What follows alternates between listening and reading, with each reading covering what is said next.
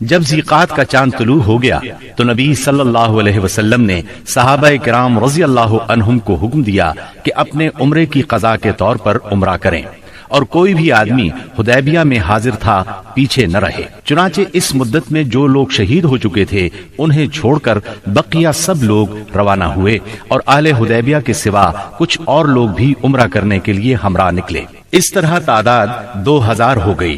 رسول اللہ صلی اللہ علیہ وسلم نے اس موقع پر ابو رحم غفاری رضی اللہ عنہ کو مدینے میں اپنا جانشین مقرر کیا، 60 اونٹ ساتھ لیے اور ناجیہ بن جندب اسلمی کو ان کی دیکھ بھال کا کام سونپا۔ رسول اللہ صلی اللہ علیہ وسلم مکے میں داخلے کے وقت اپنی قصوہ نامی اونٹنی پر سوار تھے۔ مسلمانوں نے تلواریں حمائل کر رکھی تھی اور رسول اللہ صلی اللہ علیہ وسلم کو گھیرے میں لیے ہوئے لبیک پکار رہے تھے۔ مشرکین جبکہ مسلمانوں کا تماشا دیکھنے کے لیے گھروں سے نکل کر کعبے کے شمال میں واقع قیقیان پہاڑ پر جا بیٹھے تھے، انہوں نے آپس میں باتیں کرتے ہوئے کہا تھا کہ تمہارے پاس ایک ایسی جماعت آ رہی ہے جسے یثرب کے بخار نے توڑ ڈالا ہے۔ اس لیے نبی صلی اللہ علیہ وسلم نے حکم دیا کہ وہ پہلے 3 پھیروں میں کندھوں کو ہلاتے ہوئے دوڑ کر چلیں تاکہ کفار کو معلوم ہو جائے مسلمان کمزور نہیں ہوئے۔ اس طرح چلنے کو رمل کہتے ہیں۔ یہ سنت آج تک قائم ہے اور قیامت تک قائم رہے گی۔ اہل مکہ نے اگرچہ معاہدے کی روح سے عمرے کی اجازت دے دی تھی، لیکن تھے وہ بہت طیش میں۔ رؤسائے قریش نے تو شہر کو خالی ہی کر دیا تھا اور کعبے کے شمال میں واقع پہاڑ قیقیان پر چلے گئے تھے۔ رسول اللہ صلی اللہ علیہ وسلم کو دیکھنے کے لیے مشرکین نے لائن لگا رکھی تھی۔ آپ مسلسل لبیک پکار رہے تھے، یہاں تک کہ آپ نے چھڑی سے حجر اسود کو چھوا، پھر آپ نے طواف کیا اور صحابہ کرام نے بھی طواف کیا۔ اس وقت سیدنا عبداللہ بن رواحہ رضی اللہ عنہ تلوار حمائل کیے رسول اللہ صلی اللہ علیہ وسلم کے آگے آگے چل رہے تھے اور رجز کے یہ اشعار پڑھ رہے تھے: خلوا بنی الکفار عن سبیلہ خلوا فكل الخير في رسوله اليوم نضربكم على تأويله كما ضربناكم على تنزيله ضربا يزيل الهام عن مقيله ويذهل الخليل عن خليله۔ اے ابنائے کفار، ان کا راستہ چھوڑ دو، راستہ چھوڑ دو کہ ساری بھلائی اس کے پیغمبر ہی میں ہے۔ آج ہم اس کی تعویل پر تمہیں ماریں گے جیسے اس کی تنزیل پر تمہیں مار چکے ہیں، اور مار بھی ایسی ماریں گے کہ کھوپڑی اپنی جگہ سے چھٹک جائے گی اور دوست کو دوست سے بے خبر کر دے گی۔ اس طرح مکے میں آپ نے 3 دن قیام فرمایا، اور اس دوران میں سیدہ میمونہ بنت حارث ہلالیہ رضی اللہ عنہا سے شادی کی۔ وہ سید الشہداء سیدنا حمزہ رضی اللہ عنہ کی بیوی اور ابن عباس رضی اللہ عنہ کی خالہ تھیں۔ انہیں جب شادی کا پیغام ملا تو انہوں نے اپنا معاملہ سیدنا عباس رضی اللہ عنہ کو سونپ دیا، کیونکہ سیدہ میمونہ کی بہن سیدہ ام الفضل انہی کی زوجیت میں تھی۔ سیدنا عباس نے نبی صلی اللہ علیہ وسلم سے ان کی شادی کر دی۔ 3 دن گزرنے کے بعد قریش نے پیغام بھیجا کہ معاہدے کی شرط پوری ہو چکی ہے، اب مسلمانوں کو چاہیے کہ مکہ سے چلے جائیں۔ آپ نے یہ پیغام ملتے ہی روانگی کا حکم صادر فرما دیا اور وعدے کے مطابق شہر خالی کر دیا۔ موتا اردن میں بلقاء کے قریب ایک آبادی کا نام ہے، جہاں سے بیت المقدس 2 دن کی مسافت پر واقع ہے۔ یہاں کے سردار شرحبیل بن عمرو غسانی نے نبی کریم صلی اللہ علیہ وسلم کے سفیر حارث بن عمیر ازدی کو شہید کر دیا تھا۔ وہ نبی صلی اللہ علیہ وسلم کا خط لے کر اس کے پاس گئے تھے۔ اس طرح مظلوم حارث کے قتل سے سفیروں کی جانیں خطرے میں پڑ گئی تھیں، اس لیے نبی کریم صلی اللہ علیہ وسلم نے قریباً 3000 کی فوج زید بن حارثہ رضی اللہ عنہ کے ہمراہ روانہ کی اور فرمایا، اگر زید شہید ہو جائیں تو جعفر امیر ہوں، اور جعفر شہید ہو جائیں تو عبداللہ بن رواحہ امیر ہوں گے۔ اسلامی لشکر شمال کی طرف بڑھتا ہوا معان پہنچا اور یہیں لشکر نے پڑاؤ ڈالا، اور جاسوسوں نے اطلاع پہنچائی کہ ہرقل قیصر روم بلقاء کے علاقے میں مآب کے مقام پر 1,00,000 رومیوں کا لشکر لے کر خیمہ زن ہے، اور اس کے جھنڈے تلے عرب کے صحرا نشین عیسائی قبائل لخم، جزام، بلقین، بہرا اور بلیجی وغیرہ کے بھی قریباً 1,00,000 آدمی شہنشاہ ہرقل کی آمد پر وہاں جمع تھے۔ اس لیے حاکم غسان نے ہرقل سے مدد کی درخواست کی۔ ہرقل نے اس کی مدد کے لیے فوج بھیج دی۔ اس طرح مسلمانوں کے مقابلے میں اتنی بڑی فوج آ گئی۔ مسلمان صرف 3,000 تھے اور دشمن 1,00,000 سے زیادہ۔ مورخین نے ان کی تعداد 1,50,000 تک لکھی ہے۔ اتنی بڑی تعداد دیکھ کر مسلمان سوچ میں پڑ گئے۔ اس کے بارے میں انہوں نے آپس میں مشورہ کیا تو کچھ لوگوں کا خیال تھا کہ ہم رسول اللہ صلی اللہ علیہ وسلم کو تحریری طور پر دشمن کی تعداد کی اطلاع دیں۔ رسول اللہ صلی اللہ علیہ وسلم کی طرف سے مزید کمک ملے گی یا کوئی اور حکم ملے گا اور اس کی تعمیل کی جائے گی۔ لیکن سیدنا عبداللہ بن رواحہ رضی اللہ عنہ نے اس رائے کی مخالفت کرتے ہوئے مسلمانوں سے فرمایا، ہم فتح اور شکست کے لیے نہیں، اللہ کی رضا کے لیے میدان میں آئے ہیں، لہٰذا فتح اور شکست سے بے نیاز ہو کر لڑو۔ انہوں نے یہ الفاظ کہہ کر لوگوں کو مزید گرما دیا، لوگو اللہ کی قسم، جس چیز سے آپ کترا رہے ہیں یہ تو وہی شہادت ہے جس کی طلب میں آپ لوگ نکلے ہیں۔ ہم تو محض اس دین کے بل پر لڑتے ہیں جس سے اللہ نے ہمیں مشرف کیا ہے، اس لیے آگے بڑھو، ہمیں 2 بھلائیوں میں سے ایک بھلائی ضرور حاصل ہوگی، ہم غالب آئیں گے یا شہادت سے سرفراز ہوں گے۔ آخر کار سیدنا عبداللہ بن رواحہ رضی اللہ عنہ کی پیش کی ہوئی بات پر عمل کیا گیا اور اس طرح جنگ شروع ہو گئی۔ رسول اللہ صلی اللہ علیہ وسلم کے پروردہ سیدنا زید بن حارثہ رضی اللہ عنہ فوج کے سپہ سالار تھے۔ سیدنا زید بن حارثہ نہایت جواں مردی سے لڑتے اور دشمنوں کو مارتے کاٹتے آخر شہید ہو گئے۔ ان کی شہادت کے بعد سیدنا جعفر طیار رضی اللہ عنہ نے جھنڈا اپنے ہاتھوں میں لیا۔ یہ نبی صلی اللہ علیہ وسلم کے چچا زاد سیدنا علی رضی اللہ عنہ کے سگے بھائی تھے۔ 33 سال کی عمر تھی، نہایت جواں مردی سے لڑے، جسم پر 90 سے زیادہ زخم کھا کر شہادت کا جام نوش کیا۔ ان کے بعد سیدنا عبداللہ بن رواحہ رضی اللہ عنہ نے علم ہاتھ میں لیا اور جنگ شروع کی، آخر شہید ہو گئے۔ پھر خالد بن ولید رضی اللہ عنہ نے فوج کی کمان سنبھالی اور 1.5 دن کی شدید ترین جنگ کے بعد اپنے سے 40 گنا فوج کو بھاگنے پر مجبور کر دیا۔ اس جنگ میں 9 تلواریں سیدنا خالد کے ہاتھ سے ٹوٹیں۔ ادھر نبی صلی اللہ علیہ وسلم نے صحابہ کرام کو مدینے میں اسی دن 3 سالاروں کی شہادت کی خبر دی اور بتلایا کہ اب کمان خالد بن ولید کے ہاتھ میں آ گئی ہے، اور اسی جنگ کے بعد سیدنا خالد بن ولید کو سیف اللہ کا خطاب عطا ہوا۔ صلح حدیبیہ کو منعقد ہوئے 2.25 سال گزر چکے تھے اور ہجرت کا 8واں سال ختم ہونے کو تھا کہ کفار مکہ نے عہد شکنی کی۔ ہوا یہ کہ قبیلہ بنو بکر نے، جو کفار کا معاون اور حلیف تھا، قبیلہ بنو خزاعہ پر حملہ کر دیا۔ یہ قبیلہ مسلمانوں کا حلیف تھا۔ اس کے نتیجے میں بنو خزاعہ کو شدید جانی و مالی نقصان پہنچا۔ ان بیچاروں نے امان بھی مانگی، بھاگ کر خانہ کعبہ میں پناہ بھی لی، مگر انہیں ہر جگہ بے دریغ قتل کیا گیا۔ یہ مظلوم جب الہک یعنی اپنے اللہ کے واسطے کر کے رحم کی درخواست کرتے تھے تو یہ ظالم ان کے جواب میں کہتے تھے لا الہ الیوم، یعنی آج اللہ کوئی چیز نہیں۔ مظلوموں کے بچے کچھے 40 آدمیوں نے بھاگ کر اپنی جان بچا لی تھی۔ یہ لوگ نبی صلی اللہ علیہ وسلم کی خدمت میں پہنچے اور اپنی مظلومی اور بربادی کی داستان سنائی۔ عمرو بن سالم خزائی نے پردرد نظم میں تمام واقعات سنائے۔ اس نظم کے چند اشعار کا ترجمہ یہ ہے: قریش نے آپ سے وعدہ خلافی کی، انہوں نے اس مضبوط معاہدے کو جو آپ سے کیا تھا توڑ ڈالا، ہمیں خشک گھاس کی طرح پامال کر دیا۔ وہ سمجھتے ہیں کہ ہماری امداد کو کوئی نہیں آئے گا، وہ تو ذلیل ہیں اور قلیل ہیں۔ انہوں نے وطیر میں ہمیں سوتے ہوئے جا لیا، ہمیں رکوع اور سجود کی حالت میں پارا پارا کر دیا۔ اس طرح معاہدے کی خلاف ورزی کر کے قریش نے صلح نامہ حدیبیہ کو توڑ دیا، مگر بعد میں جب انہیں اپنی عجلت اور عاقبت نااندیشی کا خیال آیا تو رسول اللہ صلی اللہ علیہ وسلم کی خدمت میں ابو سفیان کو معاہدے کی تجدید کے لیے بھیجا، لیکن یہ ایک سیاسی چال تھی۔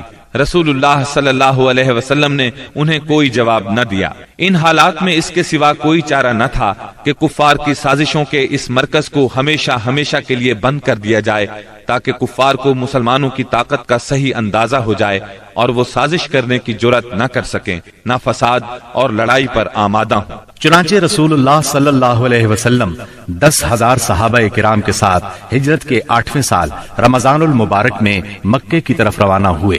جب مکہ چند میل کے فاصلے پر رہ گیا تو آپ نے صحابہ کے ساتھ پڑاؤ کیا اور حکم دیا کہ سب لوگ الگ الگ آگ روشن کریں تاکہ کفار مکہ کو مسلمانوں کی کثرت تعداد کا اندازہ ہو سکے اور ناحق خون ریزی نہ ہو۔ یہ نہایت مناسب اور کارگر ترکیب تھی جو اللہ تعالیٰ نے اپنے نبی صلی اللہ علیہ وسلم کو سجھائی تھی۔ اس منظر کا مکے کے کافروں پر بڑا اثر ہوا اور اس قدر روب بیٹھا کہ انہوں نے اس موقع پر جنگ کے بارے میں سوچا تک نہیں۔ راستے ہی میں اس وقت اسلام کے سب سے بڑے دشمن ابو سفیان نبی کریم صلی اللہ علیہ وسلم کی خدمت میں حاضر ہوئے اور اسلام قبول کیا۔ انہوں نے نبی کریم صلی اللہ علیہ وسلم کے ارشاد کے مطابق مکے پہنچ کر یہ اعلان کیا، جو کوئی ہتھیار پھینک دے گا اسے قتل نہیں کیا جائے گا، جو کوئی خانہ کعبہ کے اندر جائے گا اسے قتل نہیں کیا جائے گا، جو کوئی اپنے گھر کے اندر بیٹھ رہے گا اسے قتل نہیں کیا جائے گا، جو کوئی ابو سفیان کے گھر پناہ لے لے گا اسے قتل نہیں کیا جائے گا، جو کوئی حکیم بن حزام کے گھر پناہ لے گا اسے قتل نہیں کیا جائے گا، بھاگ جانے والے کا تعاقب نہیں کیا جائے گا، زخمی کو قتل نہیں کیا جائے گا، اسیر کو قتل نہیں کیا جائے گا۔ منگل 17 رمضان المبارک کی صبح رسول اللہ صلی اللہ علیہ وسلم مکے کی طرف روانہ ہوئے۔ آپ نے سیدنا عباس رضی اللہ عنہ کو حکم دیا کہ ابو سفیان کو وادی کے تنگ نائے پر پہاڑی ناکے کے پاس روکے رکھیں تاکہ وہاں سے گزرنے والی اللہ کی فوجوں کو دیکھ سکیں۔ سیدنا عباس نے ایسا ہی کیا۔ قبائل اپنے اپنے پرچم لیے وہاں سے گزرنے لگے۔ جب کوئی قبیلہ گزرتا تو ابو سفیان پوچھتے، عباس یہ لوگ کون ہیں؟ جواب میں سیدنا عباس رضی اللہ عنہ کہتے، بنو فلاں، مثلا یہ بنو سلیم ہیں۔ یہاں تک کہ انصار کا دستہ گزرا جس کا پرچم سیدنا سعد بن عبادہ رضی اللہ عنہ کے ہاتھ میں تھا۔ انہوں نے کہا، ابو سفیان آج خون ریزی اور مار دھاڑ کا دن ہے، آج کعبہ حلال کیا جائے گا۔ ابو سفیان بولے، عباس پامالی کا دن مبارک ہو۔ پھر رسول اللہ صلی اللہ علیہ وسلم اپنے سبز دستے میں تشریف لائے۔ آپ مہاجرین اور انصار کے درمیان میں تھے۔ یہاں صرف لوہے کی باڑ دکھائی پڑ رہی تھی۔ ابو سفیان نے کہا، سبحان اللہ، عباس یہ کون لوگ ہیں؟ سیدنا عباس رضی اللہ عنہ نے کہا، یہ انصار اور مہاجرین کے ساتھ رسول اللہ صلی اللہ علیہ وسلم ہیں۔ ابو سفیان بولے، بھلا ان سے محاذ آرائی کی کسے طاقت ہے؟ تمہارے بھتیجے کی بادشاہت تو بہت زبردست ہو گئی ہے۔ سیدنا عباس رضی اللہ عنہ نے کہا، یہ بادشاہت نہیں نبوت ہے۔ ابو سفیان بولے، آپ ٹھیک کہتے ہیں۔ پھر انہوں نے رسول اللہ صلی اللہ علیہ وسلم کو سیدنا سعد رضی اللہ عنہ کی بات بتائی۔ آپ نے فرمایا، سعد نے غلط کہا، آج کعبے کی تعظیم کا دن ہے، آج کعبے کو غلاف پہنایا جائے گا۔ پھر آپ نے پرچم سیدنا سعد رضی اللہ عنہ کے ہاتھ سے لے کر ان کے صاحبزادے قیس کے حوالے کر دیا۔ جب رسول اللہ صلی اللہ علیہ وسلم ذی طوا پہنچے تو میسرہ کے سالار سیدنا خالد بن ولید رضی اللہ عنہ کو حکم دیا کہ وہ قدا کے راستے مکہ میں زیرین حصے سے داخل ہوں اور کوئی آڑے آئے تو اسے کاٹ کر رکھ دیں یہاں تک کہ صفا پر آپ سے آ ملیں۔ نبی صلی اللہ علیہ وسلم نے میمنہ کے قائد اور علمبردار سیدنا زبیر کو حکم دیا کہ وہ قدا کے راستے بالائی حصے میں داخل ہوں اور حجون میں آپ کا پرچم گاڑ دیں، نیز رسول اللہ صلی اللہ علیہ وسلم کی آمد تک وہیں ٹھہرے رہیں، جبکہ پیادہ اور بے ہتھیار لوگوں کے قائد سیدنا ابو عبیدہ رضی اللہ عنہ کو حکم دیا کہ وہ بطن وادی کا راستہ پکڑیں اور مکے میں رسول اللہ صلی اللہ علیہ وسلم سے آگے اتریں۔ اس موقع پر قریش نے کچھ اوباشوں کو خندمہ میں جمع کیا، کہا کہ اگر انہیں کچھ کامیابی ہوئی تو ان کے ساتھ رہیں گے، ورنہ جو کچھ مطالبہ کیا جائے گا منظور کر لیں گے۔ جب خالد بن ولید رضی اللہ عنہ ان کے پاس سے گزرے تو ایک معمولی سی جھڑپ میں ان کے 12 آدمیوں کو کاٹ ڈالا اور باقی بھاگ کھڑے ہوئے۔ اس کے بعد سیدنا خالد بن ولید رضی اللہ عنہ مکے کے گلی کوچوں کو رونتے ہوئے کوہ صفا پر رسول اللہ صلی اللہ علیہ وسلم سے جا ملے، البتہ ان کے دستے کے 2 آدمی بھٹک کر لشکر سے بچھڑ گئے اور شہید کر دیے گئے۔ ادھر سیدنا زبیر رضی اللہ عنہ نے حجون میں مسجد فتح کے پاس جھنڈا گاڑا اور ایک خیمہ نصب کیا، اس میں ام سلمہ اور سیدہ میمونہ رضی اللہ عنہما نے قیام کیا اور وہیں ٹھہری رہیں یہاں تک کہ رسول اللہ صلی اللہ علیہ وسلم تشریف لے آئے۔ تھوڑی دیر آرام فرمایا پھر آگے بڑھے۔ اس وقت ابو بکر صدیق رضی اللہ عنہ آپ کے ساتھ تھے اور باتیں کر رہے تھے۔ پھر آپ سورہ فتح کی تلاوت کرتے ہوئے مہاجرین اور انصار کے جلو میں مسجد حرام کے اندر داخل ہوئے، حجر اسود کو چوما، بیت اللہ کا طواف کیا۔ آپ حالت احرام میں نہیں تھے، اس وقت بیت اللہ کے گرد 360 بت تھے۔ آپ صلی اللہ علیہ وسلم ایک لکڑی سے ان بتوں کو کچوکے لگاتے جا رہے تھے اور فرماتے جاتے تھے، حق آ گیا اور باطل چلا گیا، یقیناً باطل جانے ہی والا ہے۔ حق آ گیا اور باطل کی چلت پھرت ختم ہو گئی۔ آپ بتوں کو ہلکی سی ضرب لگاتے جا رہے تھے اور بت گرتے جا رہے تھے۔ جب آپ طواف سے فارغ ہو گئے تو سیدنا عثمان بن طلحہ رضی اللہ عنہ کو بلا کر ان سے کعبے کی چابی لی اور اس کو کھولنے کا حکم دیا۔ پھر اس میں جو بت تھے انہیں نکلوا کر توڑوا دیا، جو تصاویر تھیں انہیں مٹوا دیا۔ اس کے بعد آپ سیدنا اسامہ بن زید اور سیدنا بلال رضی اللہ عنہم کے ساتھ اندر داخل ہوئے اور دروازہ بند کر لیا۔